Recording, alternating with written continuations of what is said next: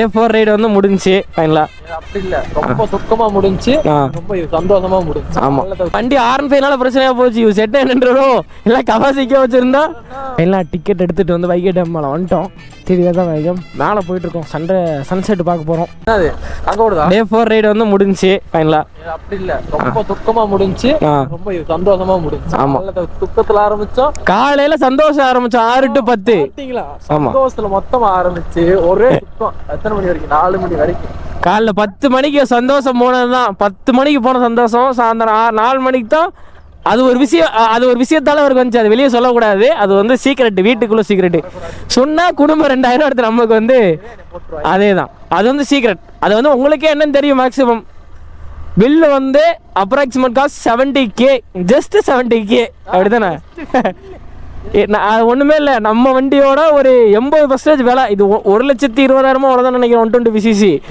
அதோட 70% விலை இவருக்கு. இது நான் நினைக்கவே இல்லை. இதுக்கு முன்னாடி ஒரு வண்டி தான் இவர் ஃப்ரெண்ட் எடுத்துட்டு போய் தான் ஆக்சிடென்ட் ஆச்சு. அது இவர் ஃப்ரெண்ட் எடுத்துட்டு போய் மொத்தமாக முடிஞ்சு.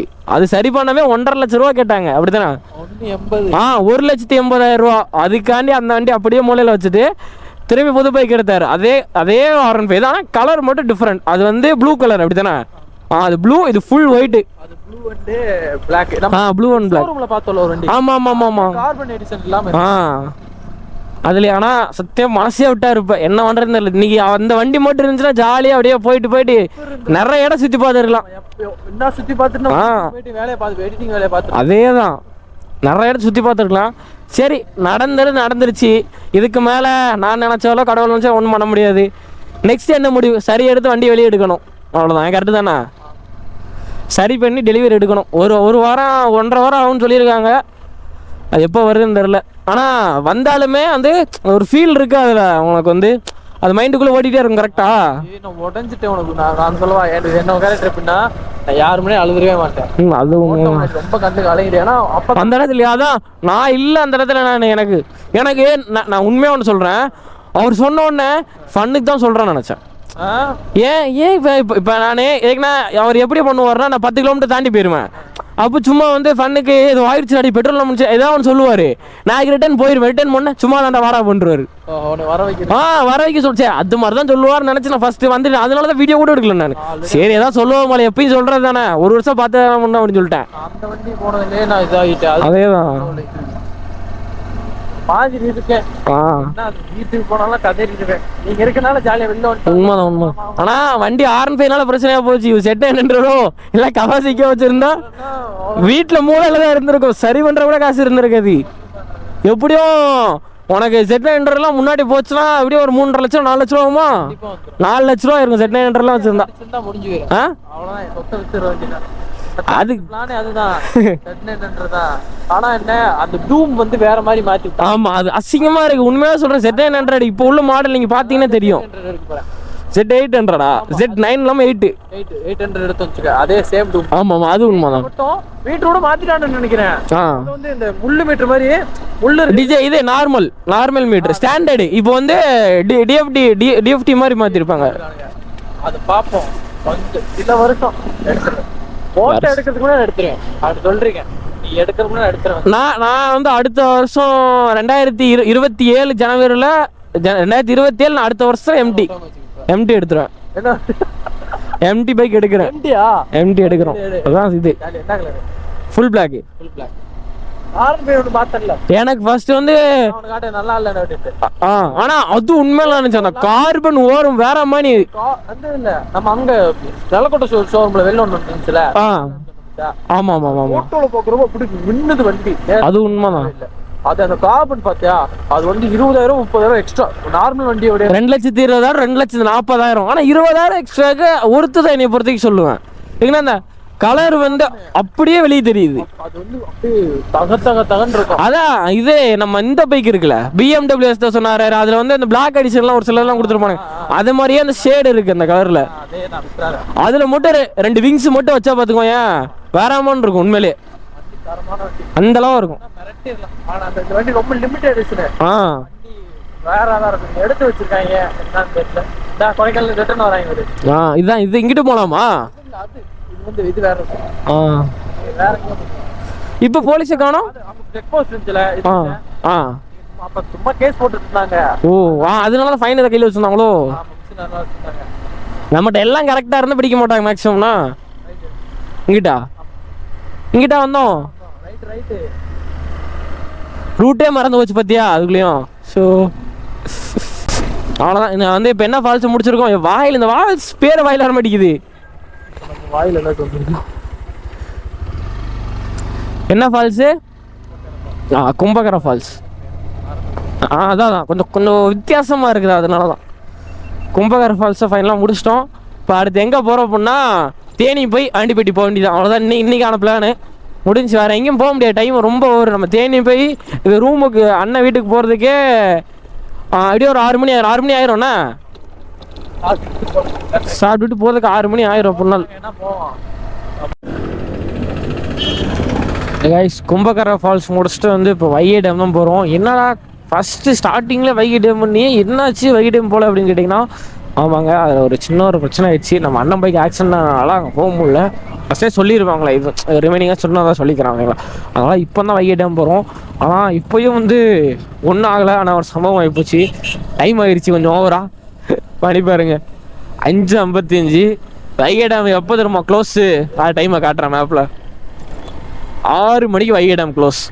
அப்போ 5:30க்கே க்ளோஸ் பண்ணிடுவாங்க. என்னை பொறுத்த கரெக்டாக 6 மணிக்கு அலோவ் பண்ணணும். 6 மணிக்கு எல்லோரும் வெளியே க்ளோஸ்னாலே வெளியே வந்துடணும் 6 மணிக்கு எல்லோரும். அப்போ 5:30லேருந்து யாரும் உள்ளே விட மாட்டாங்க எப்படினாலும். இப்போ போய் நாங்கள் எப்படி வைகை டேமுக்குள்ளே போக போகிறோன்னு தெரில. சரி வேறு வழியில் போகலாம். போய் வைகை டேம் வந்து அவுட் சைட்லேருந்து வெளியே இருந்தே பார்க்கலாம். அங்கே தான் வைகை டேமு. உள்ளே விட்டாங்களா இருந்தோ உள்ளே வந்து இந்த படிக்கட்டில் மேலே ஏறி விடுவாங்கன்னு நினைக்கிறேன். மேலே போய் பார்க்கலாம் வைகை டேமு. இப்போ தான் போக முடியாது, அதான் கஷ்டமாக இருக்குது. அதுக்கு தான் காலையிலே போனோம் அந்த டைமில். ஆனால் வைகை டேம் பக்கத்தில் நான் போயிட்டேன். சரி உடனே கூப்பிட்டாங்களா, சரி நான் வீடியோ ஷூட் பண்ணலாம் வர முடியாதுல்ல, அதனால் ரிட்டன் அப்படியே வந்துட்டேன். பசங்க தான் ஃபஸ்ட்டு முக்கியம் நம்மளுக்கு. வீடியோ ஷூட் கூட நெக்ஸ்ட் பண்ணிக்கலாம். அவருக்கு ஒன்றுமே ஆகலாம், அது வரைக்கும் எனக்கு நல்லது. ஓகேங்களா. பைக்கு தான் சின்ன அடினா ஓரளவு. ஓகேங்களா. பட்ஜெட்டு அதிகம் தான், ஃபஸ்ட்டே சொல்லியிருப்பேன். அதனால தான் சரிங்க. வைகை டேம் இங்கேருந்து வரோம். நம்மளுக்கு எவ்வளோ கிலோமீட்டருன்னு கரெக்டாக பார்த்தீங்கன்னா 7 கிலோமீட்டர். கரெக்டாக 7 கிலோமீட்டர் போகணும் வைகை டேமுக்கு. அது நம்மளுக்கு இப்படி இந்த ரூட் வழியாக போகணும், தெரியுதா? ஆனால் 7 கிலோமீட்டர் போனால் வைகை டேம் வந்து. ஆனால் 6:12 ஆகுது. அது வரைக்கும் ஓப்பனில் வச்சுருப்பாங்களா என்னன்னு தெரில. அது நம்ம அதிர்ஷ்டத்தை பொறுத்து தான் இருக்குது. போய் பார்ப்போம். ஓப்பனில் இருந்தால் உங்களுக்கு நான் உள்ளே போய் காட்டுவேன். ஓப்பனில் இல்லை. என்ன சவுண்டு ஏதோ கேட்குது? ஆந்தையா காகமா? சவுண்டு கரகரன்னு ரொம்ப சவுண்டாக கேட்குது. ஓப்பனில் இருந்தால் நான் உங்களுக்கு உள்ளே போய் காட்டுவேன். அப்படி ஓப்பனில் இல்லையா பரவாயில்ல. இல்லை வெளியிலேருந்து உங்களுக்கு வந்து வெளி வியூ காட்டுறேன். ஏன்னா நாளை காலைல என் முறையில் அப்புறம் நாளை காலைல போய் காட்டலாமே அப்படின்னு கேட்டிங்கன்னா, நம்ம நாளை காலைல இந்த வீடியோ வந்து அடுத்த எபிசோடு வந்துடுவாங்களா. நாளை காலைல விடிய காலைல மதுரை கிளம்பிடுவோம். டிசம்பர் 7ஆம் தேதி நம்ம மதுரையில் இருப்போம். நாளைக்கு காலைல ஒரு 3 மணிக்கிட்ட மதுரை கிளம்பிடுவோம். மதுரையில் போய் கொஞ்ச நாள் எக்ஸ்போர்ட் பண்ணிட்டு நாளைக்கு வந்து மொத்தம் 3 டிஸ்ட்ரிக்ட் பிளான் பண்ணியிருக்கோம். திண்டுக்கல், மதுரை. திண்டுக்கல் டிஸ்ட்ரிக்ட், மதுரை டிஸ்ட்ரிக்ட், அடுத்து வந்து சிவகங்கை டிஸ்ட்ரிக்ட். ஒரு டிஸ்ட்ரிக்ட் தான் நினைக்கிறேன். நான் கரெக்டாக வந்து மைண்டில் வரல. அந்த டிஸ்ட்ரிக்ட் கவர் பண்ணுவோம். மொத்தம் 3 டிஸ்ட்ரிக்ட் நாளைக்கு கவர் பண்ணுறப்போ எல்லா டிஸ்ட்ரிக்டும் பக்கத்தில் தான்.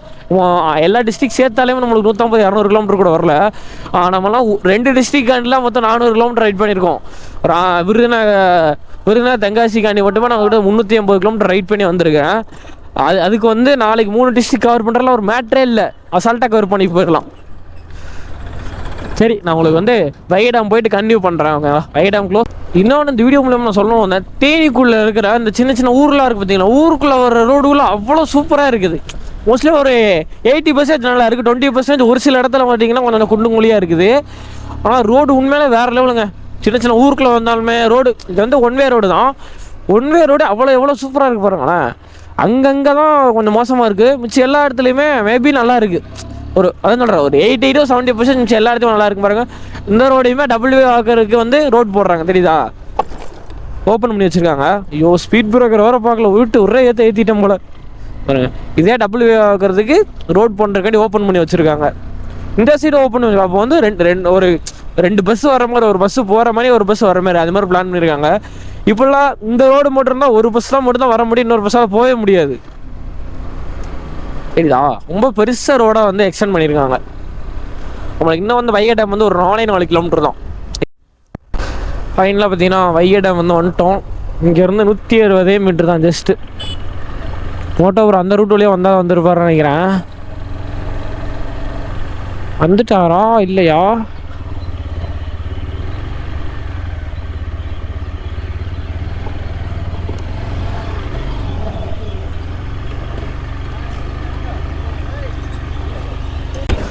க்ளோஸ் பண்ணிட்டாங்க டேமு.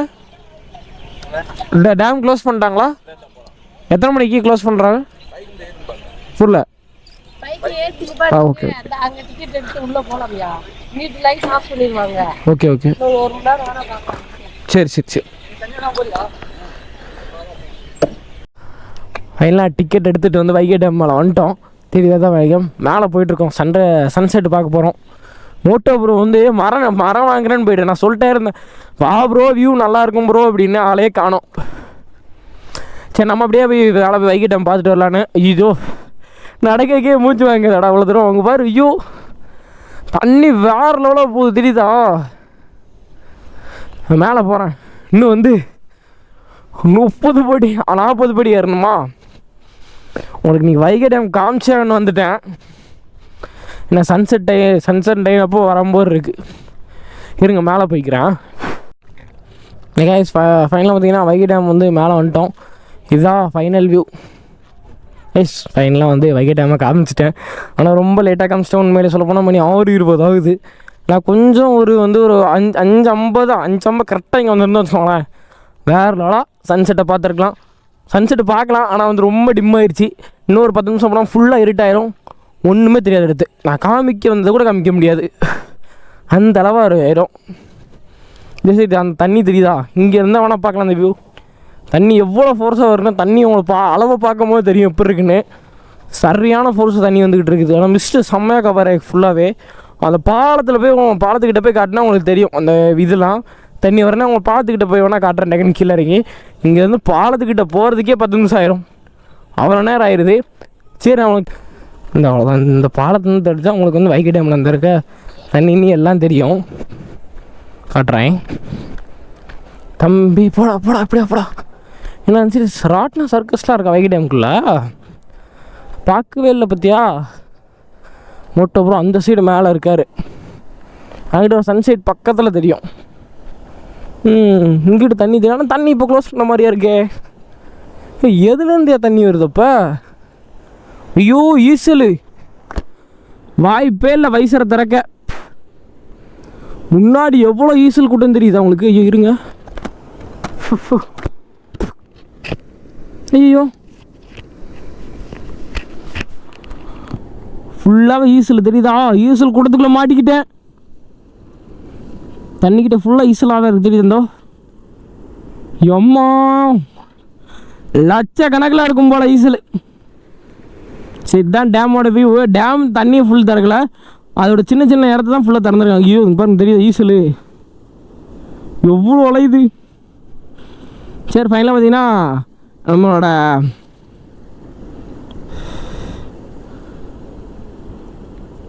நடக்க முடியாமல் நடந்து வந்துக்கிட்டு இருக்காங்க. சரி ஃபைனலாக வந்து நம்ம முடிச்சாச்சு. நம்ம அப்படியே இந்த வீடியோ வந்து இதோட முடிச்சுக்கலாம். நம்ம சேனலுக்கு யாராவது பசங்க லைக் பண்ணி சப்ஸ்கிரைப் பண்ணிக்கோங்க. இந்த ஆல் ஓவர் தமிழ்நாடு வீடியோ வந்து டிஸ்கிரிப்ஷனில் இருக்கும். ஆல் பார்ட் வீடியோ மறக்காமல் செக் பண்ணி பாருங்கள். ஃப்ரெண்ட்ஸுக்கெலாம் ஷேர் பண்ணி விட்ருங்க.